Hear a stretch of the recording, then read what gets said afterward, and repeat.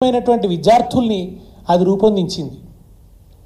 ఒక గొప్ప మేధో కేంద్రంగా విలసిల్లుతున్నది హైదరాబాద్ సెంట్రల్ యూనివర్సిటీ. ఆ యూనివర్సిటీ చాలా గౌరవాన్ని సాధించింది సమాజంలో. దేశంలో అనేక ప్రాంతాల నుంచి వచ్చినటువంటి విద్యార్థులు అక్కడ ఉన్నత విద్యను పొందుతున్నారు. చైతన్యవంతులైనటువంటి విద్యార్థులు వాళ్ళ చదువుకు సార్థకతగా, వాళ్ళ చదువు వాళ్ళకి ఏ సంస్కారాన్ని నేర్పిందో, ప్రజల పట్ల బాధ్యత కలిగి ఉండాలనేటువంటి కనీస పౌర ధర్మాన్ని వాళ్ళకి చదువు నేర్పింది కనుక ఇవాళ యూనివర్సిటీ పరిరక్షణ కోసం ఆ పిల్లలు అక్కడ కంచెగట్టి నిలబడ్డారు.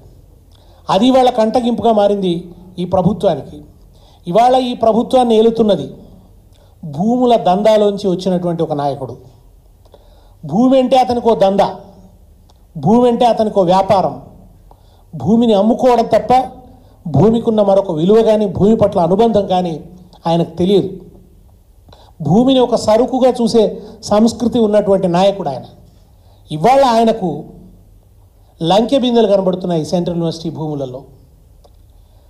30,000 కోట్ల రూపాయలు సంపాదించుకోవడం కోసం ఇవాళ ఆ భూముల్ని తెగనమ్మడానికి ఆయన సిద్ధపడితే, తెలంగాణ చైతన్యాన్ని అందుకున్నటువంటి విద్యార్థులు, ఈ భారతదేశంలో జరిగినటువంటి అనేక ప్రజా ఉద్యమాల చైతన్యాన్ని వారసత్వంగా స్వీకరించినటువంటి విద్యార్థులు ఇవాళ ఆయనకు అక్కడ అడ్డుగా నిలబడ్డాడు. అందుకుగాను వాళ్ళ మీద చాలా దారుణమైనటువంటి దమనకాండకి వాళ్ళ ప్రభుత్వం పాల్పడుతోంది. కేవలం విద్యార్థుల మీదే కాదు, ప్రొఫెసర్ల మీద కూడా లాఠీలు జడిపించడం అనేది మొట్టమొదటిసారి చూస్తున్నాం. ఇంతకంటే అవమానకరమైనటువంటి, ఇంతకంటే ఆందోళనకరమైనటువంటి విషయం ఇంకొకటి ఉంటుందా? నిజానికి యూనివర్సిటీలోకి పోలీసులు ప్రవేశించే, వాళ్ళ ఇష్టానుసారం యూనివర్సిటీలోకి ప్రవేశించేటువంటి హక్కు, అవకాశం పోలీసులకు లేదు. అది కేంద్ర ప్రభుత్వ పరిధిలో ఉంది. దాని ఛాన్సలర్ రాష్ట్రపతి. రాష్ట్రపతి ఛాన్సలర్గా ఉన్న యూనివర్సిటీలోకి పోలీసులు ప్రవేశించాలంటే ఖచ్చితంగా వైస్ ఛాన్సలర్ గారి అనుమతి ఉండాలి. అది కూడా ఏదన్నా అన్లాఫుల్ యాక్టివిటీస్ జరిగినప్పుడు, అక్కడ ఏదన్నా లా అండ్ ఆర్డర్ సమస్య ఉత్పన్నమైనప్పుడు మాత్రమే పోలీసులు దాంట్లోకి వీసీ అనుమతితో ప్రవేశించేటువంటి అవకాశం ఉంటుంది. ఇవాళ పోలీసులు ఎట్లా ప్రవేశించారు? వీసీ గారు ఎట్లా అనుమతించారు? యూనివర్సిటీ వీసీ గారు పోలీసులు లోపలికి రావడానికి ఎట్లా అనుమతించారు? లోపల లాఠీ చార్జీలు జరిగేదాకా వీసీ గారు ఎట్లా ఈ పరిణామాన్ని అనుమతిస్తున్నారు ఆయన? ఇది నిజంగా కూడా చాలా ఆందోళన కలిగిస్తున్నటువంటి విషయం. అంతేకాకుండా ఇవాళ ఈ ప్రభుత్వం మాట్లాడితే తమది ప్రజాపాలన అని చెప్తుంది. ఈ రాష్ట్రంలో ఉన్న విద్యార్థుల శ్రమను పెట్టుబడిగా పెట్టి, వాళ్ళ ఆకాంక్షల్ని తమ పెట్టుబడిగా వాడుకొని అధికారంలోకి వచ్చినారు రేవంత్ రెడ్డి వాళ్ళ. అటువంటి ఆయనకి వాళ్ళ ఆ విద్యార్థులతో చర్చించే ఓపిక లేదా? కనీసం ఆ పిల్లల్ని పిలిచి చర్చించవచ్చు కదా. వాళ్ళంతా ఏమన్నా లుంపెన్ వర్గమా, రౌడీలా, గుండాలా, మాఫియా లీడర్లా, టెర్రరిస్టులా?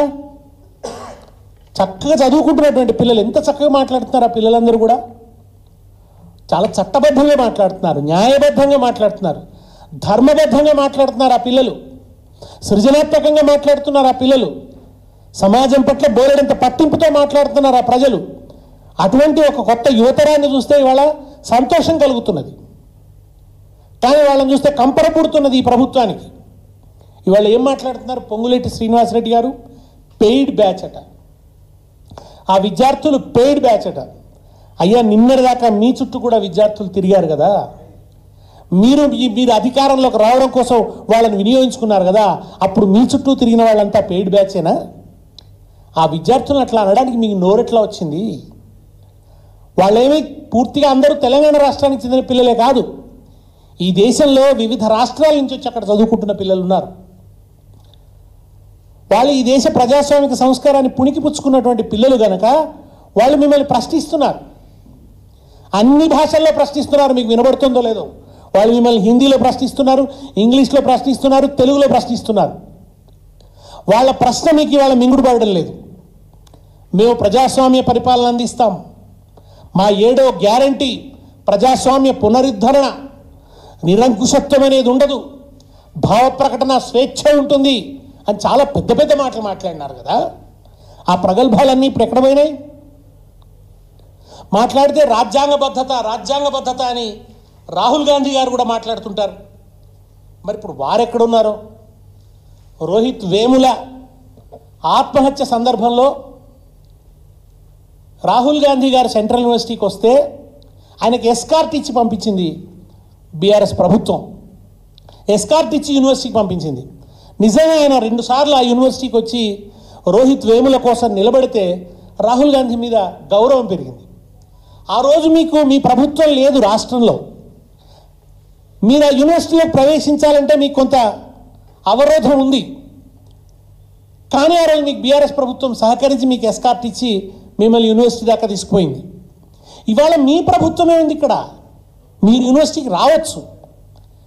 కానీ ఇవాళ మీకు ఎందుకు యూనివర్సిటీకి రావడానికి తీరిక దొరకటం లేదు? రాహుల్ గాంధీ గారు యూనివర్సిటీకి వచ్చే తీరిక లేదు, విద్యార్థులతో మాట్లాడే ఓపిక లేదు, లేకుంటే లేకపోయింది.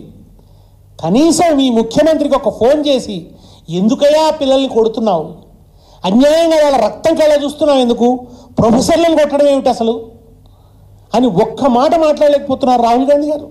ఇది రాజ్యాంగ బద్ధత కాదు అని లేకపోతున్నారా?